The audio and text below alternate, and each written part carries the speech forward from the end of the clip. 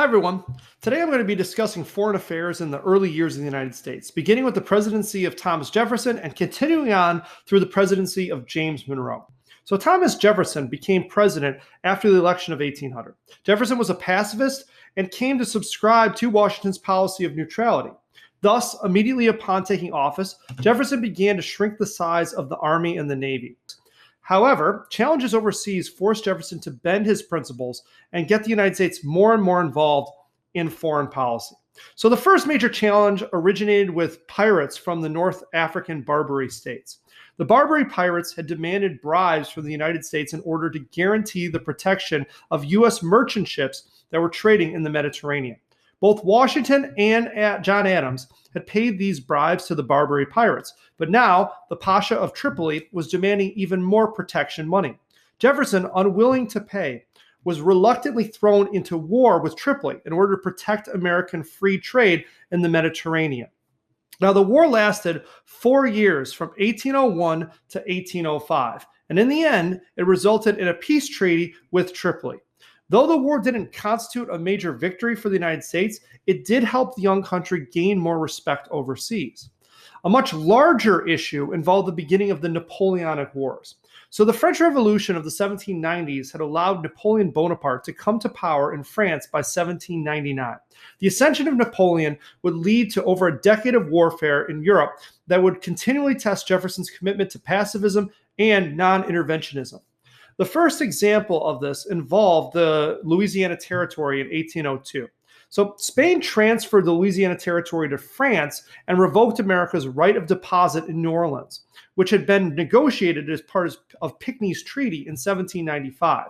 The seizure of the Louisiana Territory by Napoleon was very alarming to the United States, who feared war with France in order to regain access to New Orleans. So Jefferson dispatched James Monroe with orders to purchase New Orleans from France. Instead, the American ambassadors were offered the entire Louisiana Territory for the price of $15 million. So the Louisiana Purchase in 1803 ended that standoff over New Orleans. But it was just going to be the beginning of American tensions with Europe, which is going to continue to grow and grow as the decade progresses. So by 1804, Jefferson had been reelected, and Great Britain and France were locked in a struggle for control over Europe in the Napoleonic Wars. So the United States wanted to remain neutral and trade with both countries, but neither European power was willing to allow American ships to trade goods with their rival.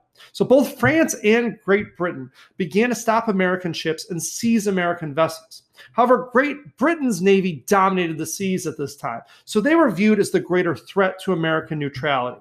Even worse, the British continually impressed American seamen. So impressment was the practice of kidnapping American sailors and forcing them to work in the British Navy. Over 6,000 U.S. citizens were taken off of American ships between 1808 and 1811, a clear threat to American neutrality and the rights of U.S. citizens abroad. So things get worse in 1807 when a British warship fires on an American ship only 10 miles off the coast of Virginia. This incident became known as the Chesapeake Affair, and it outraged Americans, many of whom were now calling for war. Now, Jefferson responds instead by passing the Embargo Act. So the Embargo Act forbade the export of all U.S. goods to foreign countries. Jefferson reasoned that warring European nations were dependent on American exports, and that eliminating these exports would not only keep the U.S. out of the war, but also force European countries to acknowledge American rights at sea. Unfortunately, the Embargo Act was a complete disaster. So the Embargo Act crippled the merchants of New England, and farmers in the South were left with piles of cotton, wheat, and tobacco that they could not export. So thus, the Embargo Act actually harmed the U.S. economy far more than the European countries that it was actually trying to punish. So the public outcry finally led to a replacement law known as the Non-Intercourse Act, which was passed in the final days of Jefferson's presidency. The Non-Intercourse Act reestablished American trade with all countries of the world except France and Great Britain. So in 1808, James Madison was elected the next president. Madison was a Democratic Republican and a disciple of Thomas Jefferson. Madison continued Jefferson's policy of peaceful coercion when it came to dealing with France and Great Britain. And we can see this continued policy with Macon's bill number 2. However, despite these efforts, the British would continue to impress American sailors, and these violations of U.S. sovereignty and neutrality would be one of the major reasons for the War of 1812, which would break out during Madison's presidency. So, a second cause of the War of 1812 concerned the United States' relationship with Native Americans in the Ohio River Valley. Native Americans were not included in the new government under the Constitution, and the U.S. viewed Native Americans as a foreign power. During Washington's presidency, the government had fought a series of wars against Native Americans in order to gain control of land in the Northwest Territory. The Battle of Fallen Timbers and the subsequent Treaty of Greenville, signed in 1795, forced Native Americans to cede land in the Northwest Territory to the United States. Many Native Americans viewed the Treaty of Greenville as a betrayal and were unsatisfied with its terms. One such leader was Tecumseh, a Shawnee Indian who began to create a new confederacy that attempted to unite all tribes east of the Mississippi River. Tecumseh and his brother, known as the Prophet, preached against American ownership of land and the influence of Western culture on Native peoples. Americans in the West became convinced that the British were supporting Tecumseh's efforts and arming the Native Americans with supplies from Canada.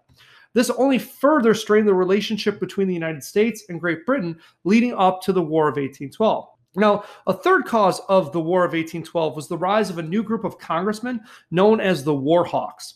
These men hailed primarily from the south and western parts of the United States, and they included people such as Henry Clay, John C. Calhoun, and Felix Grundy.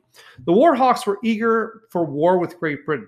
Not only were they angered by British impressment and Indian attacks on the frontier, but they also saw the war as an opportunity to gain new lands from Great Britain and Canada.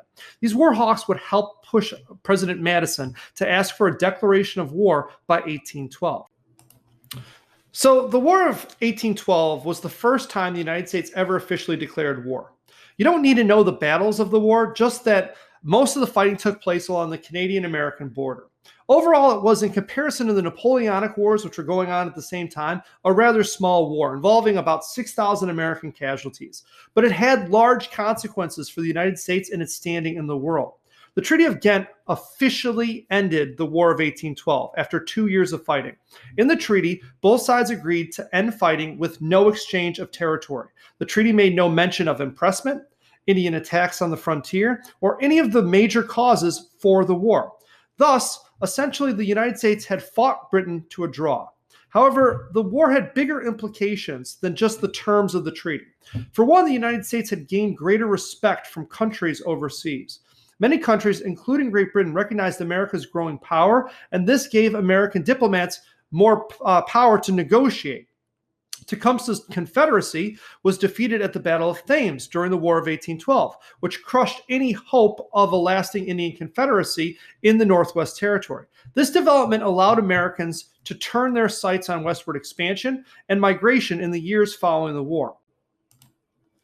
So these developments encouraged Americans to take bolder action overseas, and maybe the most significant step in establishing America as a serious world power was the creation of the Monroe Doctrine in 1823.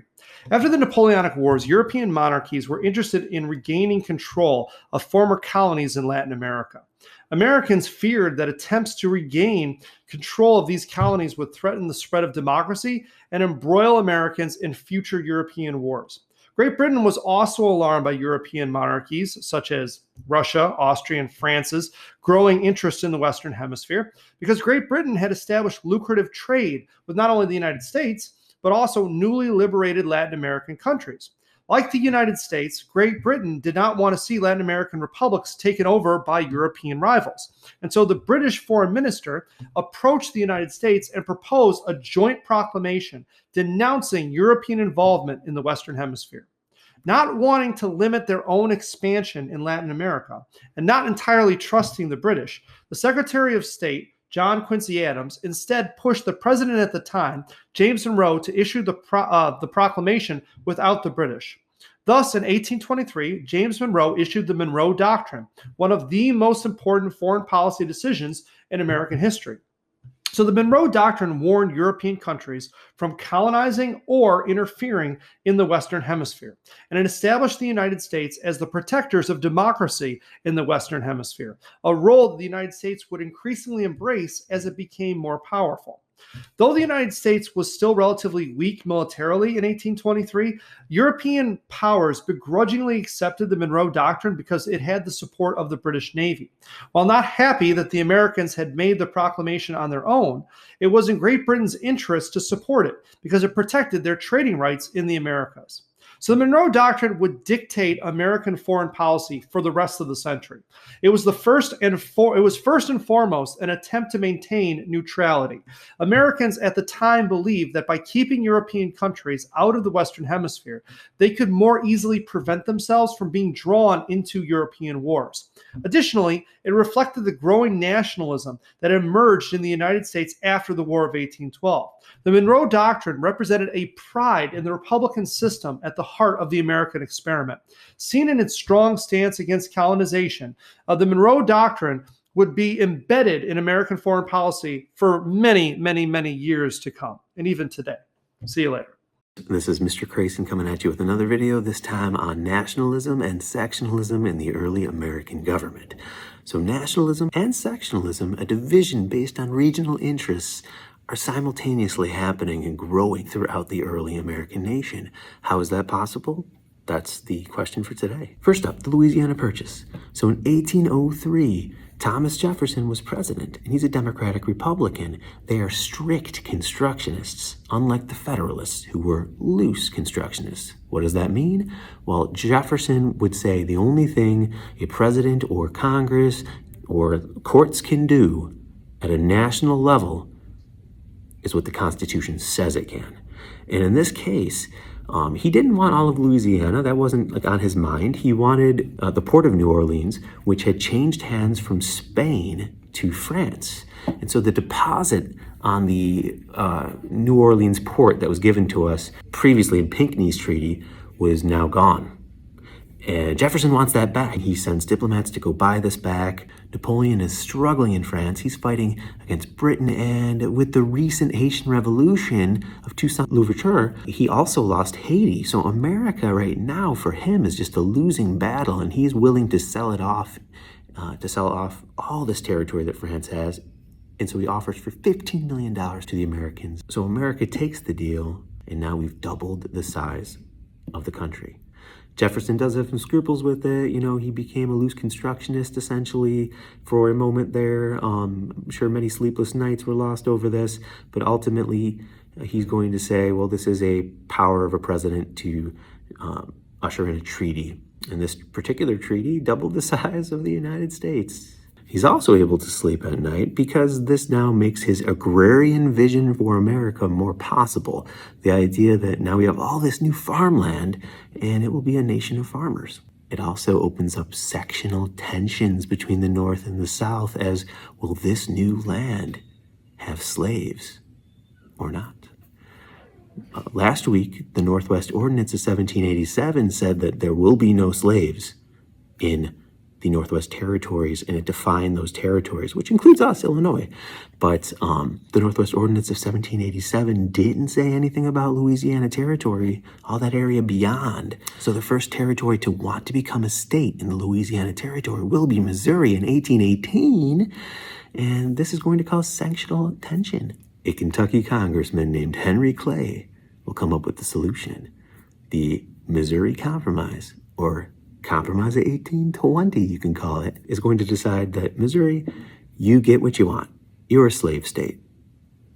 However, there's a state way up in the Northeast that has these two separate areas. Massachusetts, we're looking at you. We're going to split you into two, and that little extra portion in the Northeast is going to become a new state called Maine. It will be a free state, and now we continue to balance the congressional split between slave and free states at now 12 states to 12 states free to slave owning. The southern border of Missouri is going to play a really important role as well in this compromise. 36 degrees, 30 minutes north latitude is that border, and they stretch it out to the west. Any territory that wants to be a state above it, north of it, will be a free state.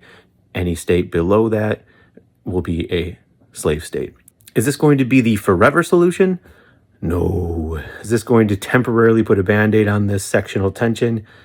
Yes, until 1850. In the case of Marbury versus Madison of 1803, Chief Justice John Marshall is going to give the central government way more power by creating judicial review. Here, Chief Justice John Marshall and the Supreme Court got original jurisdiction to decide the case. And Marshall, a Federalist, probably would have loved to have another Federalist judge in a lower court like Marbury, and, deciding to go that way could have been a victory for the Federalists. However, he sees the bigger picture. So the Judiciary Act of 1789 had a clause that allowed for this case to be directly seen within the jurisdiction of the Supreme Court. Marshall thought that that was an oversight, that this should have been something decided by a lower court first, and therefore deemed Judiciary Act of 1789 unconstitutional. And that's how he created judicial review.